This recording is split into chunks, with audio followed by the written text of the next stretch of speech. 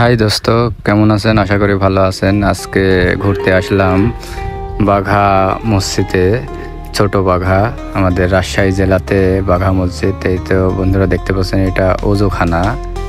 এখানে অজু করে মানুষ নামাজ পড়তে যায় এই মসজিদে। অনেকজন শুক্রবার হলে এখানে মান্নত করে। আজকে শুক্রবার, আমরা তাই ঘুরতে আসলাম।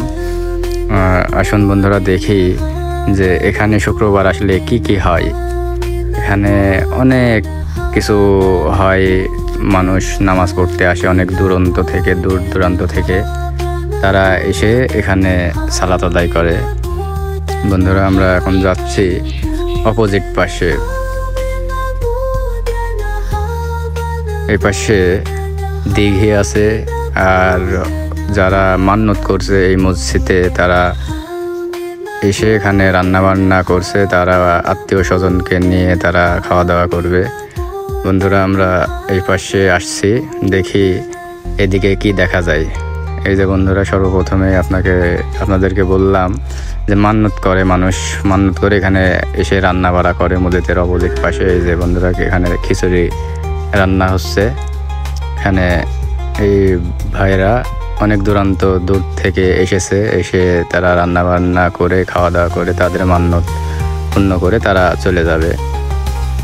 এই যে বন্ধুরা, এখানেও দেখতে পাচ্ছেন আরেক ভাই রান্না করছে। অনেক মানুষ বন্ধুরা দেখেন, এখানে শুক্রবার হলে মনে হয় যে ঈদের মতো এরা আনন্দ করে এসে এখানে। আর এই যে পাশে দেখেন বিশাল দিঘি, এই দিঘিটাও এক রাত্রিরে সৃষ্টি হয়, এই মসজিদটাও এক রাত্রিরে সৃষ্টি হয়, আল্লাহর অলৌকিক ক্ষমতা। আর এই যে এই বাচ্চাটা দেখছেন, এই বাচ্চাটার আজকে মানুষ আসছিল, তাই আমরা সবাই আসছিলাম এখানে। এসে বন্ধুরা একটু সামনে যায় দেখি কি পরিবেশ। সবগুলা তো আর ভিডিও করা যায় না, যেগুলা করা যায় সেগুলাই দেখতেছি বন্ধুরা, সবই দেখাচ্ছি আপনাদেরকে। এখানে অনেক মানুষ, অনেক কিছুর আমদানি হয় এখানে, অনেক কিছু পাবেন আপনি এখানে যদি কোনোদিন ঘুরতে আসেন। আপনারা 50 টাকার লোটের পুরাতন কিছু 50 টাকার লোট দেখছেন, সেই লোটের উপরে যে মসজিদটা সেটাই হলো এটাই সেই বাঘা মসজিদ, রাজশাহী জেলাতে অবশিষ্ট। বন্ধুরা এই যে এখানে বরফ বিক্রি করছে, এপাশে বাদাম, এই যে রান্না বান্না করছে, সবই করতেছে বন্ধুরা। এরা নিজেরাই, এখানে অন্য কোনো লোক আসে না। আপনার যে মান্নত করে সে আসে, তার পরিবারের লোক আসে, আত্মীয় স্বজন, তারা এসে এগুলা রান্না বাড়া করে নামাজ সালাত আদায় করে তারপরে তারা বাসায় যায়।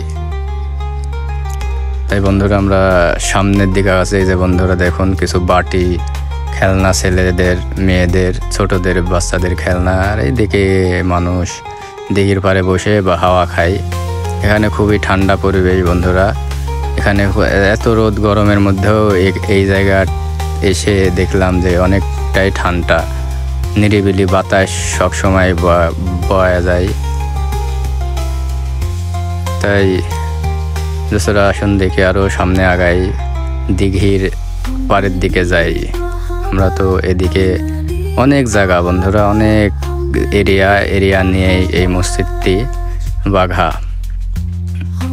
এই যে বন্ধুরা, দিঘিতে অনেক মানুষ আসে, এসে গোসল দেয়। গোসল দিলে তাদের শরীরে কোনো রোগ থাকলে এটাও ভালো হয়ে যায় আল্লাহর অশেষ রহমতে। এগুলা আল্লাহ পদার্থ, আল্লাহর অলৌকিক কিছু ক্ষমতা দিয়ে সে তার রাজ্য পরিচালনা করে।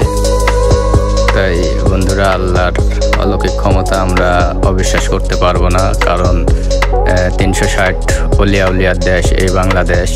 তার আগেও অনেক আগে রাসূলের আমলে 12 আউলিয়ার দেশ ছিল, 12 জন অলি পাঠাইছিল রাসূল, কিন্তু 12 জন অলিতে কিছু করতে পারেনি। তারপরে খাজা মঈনুদ্দিন চিশতি রাদিয়াল্লাহু তাআলা আনহুকে এই ভারতবর্ষে পাঠাই, হিন্দুস্থানে। আসলে আমরা যেখানে বাস করি এগুলা সম্পূর্ণ হিন্দুস্থান ছিল এক সময়।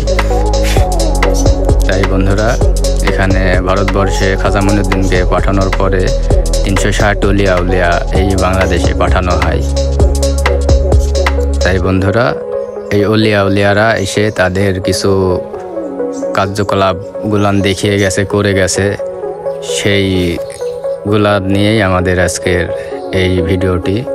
বন্ধুরা দেখুন, এই যে ওখানে ঘাট, ওখানে দিঘির ঘাট, ওখান থেকে মানুষ গোসল করতে যাচ্ছে, অনেকেই গোসল করবে এখানে। আর বন্ধুরা, এত সুন্দর ভিডিও বানানোর জন্য অবশ্যই চ্যানেলটি সাবস্ক্রাইব করে রাখবেন পরবর্তী আপডেট ভিডিও পেতে।